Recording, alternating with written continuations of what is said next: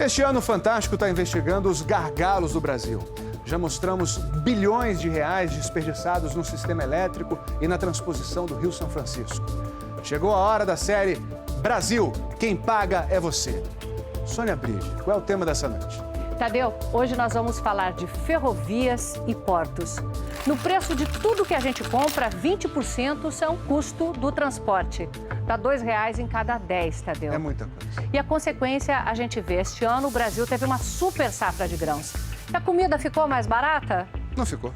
Isso porque o preço do transporte fica mais caro ano a ano. De 2003 até 2011, o frete desde a lavoura mais do que triplicou.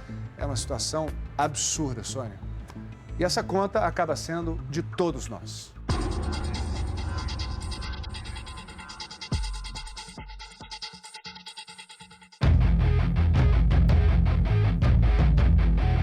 A velocidade que o Brasil precisa ainda não entrou nos trilhos. É preciso uma caminhonete fazendo as vezes de trem para percorrer a ferrovia Norte-Sul no centro do país. Estamos entre Palmas, no Tocantins, e Anápolis, Goiás. 700 quilômetros que ainda não podem ser chamados de ferrovia. O país gastou 5 bilhões e 100 milhões de reais. E depois de 2 décadas, continua esperando pelo trem. Depois da obra toda paga, ficaram tantos problemas acumulados que o Brasil ainda vai precisar gastar 400 milhões de reais. Dinheiro do contribuinte que você paga no seu imposto para finalmente ter um trem circulando nesses trilhos. Além disso, o sonho de ver o Brasil transportando suas cargas de uma maneira mais barata e eficiente vai ficando cada vez mais longe. O Tribunal de Contas da União comprovou que a obra, além de superfaturada, foi mal feita. Sem proteção, os taludes, esses cortes feitos na terra, se desmancham sobre a estrada de ferro. Curvas fechadas demais. Ou o trem reduz a velocidade, ou descarrila. Em muitos pontos, os trilhos simplesmente não foram soldados. São presos por talas que não suportam o peso de trens carregados. Aqui a empreiteira entregou um longo trecho de uma área de manobra sem o leito de brita sob os trilhos. Se um trem passasse aqui, afundaria. E tem mais. Não há um pátio de manobra sequer no caminho. Portanto, não tem lugar para permitir o cruzamento de trens que vão em direção contrária e nem lugar para carregar ou descarregar. São mais de 700 quilômetros desde Palmas, no Tocantins, até aqui, já dentro do perímetro urbano de Anápolis, em Goiás. E aí, faltando apenas 6 quilômetros para chegar ao pátio de manobras e ao fim de linha. Não que esse pátio exista. Depois do túnel, tem o espaço e as pilhas de trilhos que, de tanto tempo estocados, estão perdendo a garantia. Para o IPEA, o Instituto de Pesquisas Econômicas Aplicadas, esse é o tipo de situação que o Brasil não pode mais permitir se quiser se desenvolver. É hora de fazer bem feito, agora. Porque não adianta fazer um projeto vagabundo, começar uma obra e daí a pouco isso dá com os burros na água, né? Ou com os trilhos frouxos, literalmente. Ou com os trilhos frouxos. Ou trilhos moles. Só agora o Ministério dos Transportes constatou que o aço dos trilhos comprados na China não tem a dureza necessária e, por isso, a capacidade de carga deve diminuir. O prejuízo é contabilizado dia a dia pelas empresas do Distrito Industrial de Anápolis. Só desta aqui saem todo mês caminhões que percorrem 300 mil quilômetros fazendo entregas. O transporte hoje para a nossa empresa representa em torno de 30% do custo final do produto. Com a ferrovia, o custo poderia cair, criando as condições para expandir os negócios. Nós vamos crescer, em média, 30% ao ano após a ferrovia estiver funcionando. Para o atual presidente da Valec, a empresa do governo encarregada de construir ferrovias, a obra atrasou e ficou tão mais cara porque foi feita sem um projeto executivo. Não necessariamente aquilo que foi feito a mais significa um dano ou um prejuízo ao erário, mas evidentemente uma falta de planejamento. Tá? Eventualmente você pode ter má fé e algum desvio na obra que a gente tenta coibir de todo jeito, mas uma falta de planejamento pode dar vazão a isso, sim. Agora a Valec fará os projetos antes de qualquer nova licitação. Mas parece impossível ter chegado até aqui numa obra que começou há 26 anos, ainda no governo Sarney. Eu acho que nenhum presidente terá condições de interromper esta obra. Mas parou. 18 anos. Retomada no segundo mandato do presidente Lula, continuou sendo feita sem projeto. Hoje, o governante toma a decisão de fazer e aí é que a máquina vai preparar aquele projeto para ser executado. Como a sociedade está ansiosa, você acaba comprimindo a preparação do projeto e para começar mais rapidamente a obra. Para o Tribunal de Contas da União, isso é uma porta aberta para a corrupção. Quando a obra já começa assim, com um projeto que se sabe que não é o projeto adequado, já se cria um clima de desorganização, que favorece a pessoas, fraudes, corrupção, que se favorece a tentativas de ganhar indevidamente por meio dos chamados aditivos.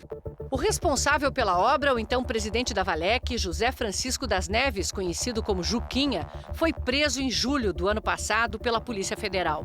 A investigação mostrou que, à frente da Valec, o patrimônio de Juquinha saltou de R$500 mil para mais de 60 milhões. As escutas telefônicas que o envolviam na corrupção foram anuladas pela Justiça. Juquinha foi solto, mas não inocentado. Ainda responde a processo por desvio de dinheiro das obras da Norte-Sul. O advogado de Juquinha diz que vai provar a inocência dele na Justiça. Bernardo Figueiredo preside a EPL, a empresa de planejamento de logística, criada pelo governo no ano passado para fazer os projetos de infraestrutura antes de as obras começarem. A EPL prepara um mapa de transportes que inclui 10 mil quilômetros de ferrovias para escoar as cargas do país. A missão da empresa é inverter essa lógica de desperdícios. Nós precisamos de qualificar melhor a preparação das obras, porque é isso que vai evitar aditivos, obras inacabadas, o contrato que se esgota antes da obra.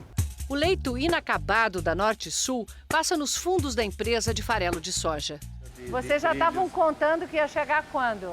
Essa promessa já era para 2008 e ainda continua só no Leitos. Nem mesmo os trilhos estão aí. A empresa que fica em Anápolis usa a antiga ferrovia que vai até o Porto de Vitória, no Espírito Santo. Mas para exportar para a Europa, a Norte-Sul baixaria muito os custos. Entre você mandar o produto hoje para Vitória ou mandar para o Porto de São Luís, você teria a economia de 4 mil quilômetros de frete marítimo. É muita coisa. É muita coisa. É um desperdício. É o custo do Brasil. Uma espiadinha no mapa deixa claro. Saindo daqui para embarcar tanto em São Luís quanto em Belém, já estaria a meio caminho da Europa. Ou do Canal do Panamá, de onde seguiria para a China. É a 7ª maior obra de transporte em andamento no mundo. Uma espinha dorsal cortando o Brasil do Pará a Rio Grande do Sul. Mas só há trens no trecho de Palmas, no Tocantins, a Ceilândia, no Maranhão. Lá, a Norte-Sul se encontra com a estrada de ferro Carajás, que chega ao porto do Itaqui, em São Luís, no Maranhão. Outros 2 trechos estão em obras. O resto nem começou. No trecho que vai de Goiás a São Paulo, o TCU descobriu que várias pontes não têm projeto. Estivesse o trem pronto e não haveria engarrafamentos na entrada dos portos. A maioria dos caminhões que está no pátio de espera do Porto de Santos saiu do norte do Mato Grosso. Lá na lavoura, o Brasil é o mais eficiente do mundo. Ninguém produz melhor ou mais barato. E este ano tivemos super safra. Mas depois de 2.000 quilômetros da estrada, o custo do frete já consumiu 30% do preço da soja. E vai ficando impagável com os atrasos. Em Santos você tem que esperar para descer a serra, fica até 5 horas para descer a serra. Quando chega no Ecopátio, fica 2, 3 horas para entrar dentro do Ecopátio. O Ecopátio é um estacionamento onde eles esperam vaga para entrar no porto. Depois que sai do Ecopátio, muitas vezes você pega 3, 4 horas de fila para chegar dentro do porto. Chega dentro do porto, tem engarrafamento também. Todo mundo perde. Nós ganhamos porcentagem, né? Não somos salariados. Nós estamos parados, nós estamos perdendo, nós não ganhamos dinheiro. Nós não temos salário fixo.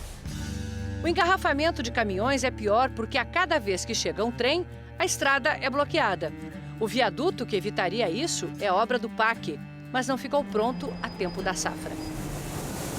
A dificuldade não é só fazer a soja chegar até o porto, mas fazer com que ela embarque nos navios. O Brasil não tem berços suficientes, quer dizer, espaço e estrutura para carregar os navios.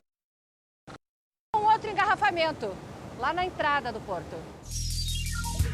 Um sobrevoo na aproximação do Porto de Santos mostra o tamanho do engarrafamento. Mais de 80 navios ancorados na fila para atracar. Eles vão esperar, em média, uma semana a um custo de R$60 mil por dia. Essa é uma das razões para que, entre os BRICS, o grupo de países emergentes mais ricos, o Brasil fica em último lugar em qualidade de portos e ferrovias. Se você olha, praticamente todos os portos temos filas. Filas e filas de navio. Dentro das baías, fora das baías. E isso daí alguém paga. Nós pagamos. Não há dúvida que nós pagamos. Por causa do atraso no carregamento dos navios, a China cancelou a compra de 2 milhões de toneladas de soja este ano. O recente cancelamento de exportações de soja é uma demonstração clara que o Brasil tem condição de vender, mas não tem condição de entregar nos prazos definidos. Este armazém aqui é o exemplo de como o sistema entra em colapso. Há 3 dias parou de receber soja porque está completo, com 135 mil toneladas de soja. Dá para carregar 2 navios, só que ela não pode carregar porque não tem espaço no porto para os navios atracarem. Vai ter que esperar mais 15 dias para começar a carregar e a receber nova soja. A empresa dona deste armazém divide apenas um leito com outras 3. Assim, só consegue carregar 2 navios por mês. Pelo menos um gargalo começou a ser resolvido. Desde sexta-feira, os serviços públicos como Receita Federal, Vigilância Sanitária e o Ministério da Agricultura estão trabalhando 24 horas por dia nos portos de Santos, Rio e Vitória. Em maio, outros portos passam a operar 24 horas por dia. Só isso deve aumentar a capacidade de embarque e desembarque em 25%, segundo a Secretaria Especial de Portos. Pela primeira vez, o Brasil fez um planejamento a longo prazo, de maneira que nós sabemos o que o Brasil precisa de investimentos até 2030. No ano passado, nós movimentamos mais de 900 milhões de toneladas. Em 2030, deveremos movimentar 2,23 bilhões de toneladas nos nossos portos. Os investimentos previstos são de 58 bilhões de reais, a maioria da iniciativa privada. Na outra ponta da ferrovia Norte-Sul, a soja já chega de trem, apesar de ainda em volume muito pequeno, porque a principal região produtora ainda não tem acesso à ferrovia. Aqui no Porto do Itaqui, no Maranhão, o problema não é a falta de berços. Esse aqui é novinho, ficou pronto em dezembro. Só que não pode ajudar a escoar a super safra, porque não tem armazém para estocar os grãos e nem esteira para carregar os navios. A obra do terminal de grãos ainda está na terraplanagem. Ao lado, num terminal privado de uma empresa de mineração, mais de 3 milhões de toneladas de soja chegam de trem todo ano. É fácil ver como é mais eficiente. Um trem de 80 vagões é descarregado em 8 horas. A mesma carga precisaria de 240 caminhões e 60 horas de descarga. Só que para embarcar no navio, essa soja precisa dividir esteira com ferro. Quando um embarca, o outro para. A empresa está construindo um armazém e esteiras para duplicar a capacidade de embarque. A carga de contêineres também enfrenta problemas. No Porto de Santos, muitos navios, depois da espera, saem com espaço vazio nos porões, porque por falta de dragagem, a entrada do porto é rasa demais e não permite carga plena. O operador do terminal diz que seus preços de operação são competitivos, mas aumentam muito por causa do acesso dos navios e dos caminhões. O custo, então, está em chegar e sair do porto? O custo está exatamente em chegar e sair do porto. Se você fizer um comparativo, o custo de um transporte de contêiner de São Paulo para cá custa mais ou menos R$ 1.200. Isso equivale a $600. Com $600 você atravessa a costa americana, da costa leste para a costa oeste. 4.300 quilômetros pelo que pagamos por 120 quilômetros. É que lá vai de trem. Se a ferrovia Norte-Sul estivesse pronta, o Brasil também sentiria o impacto de redução de custos. E, em vez de esvaziar, encheria os cofres públicos. De 2007 até agora, teria faturado 12 bilhões de reais, suficientes para pagar a obra e lucrar 50%.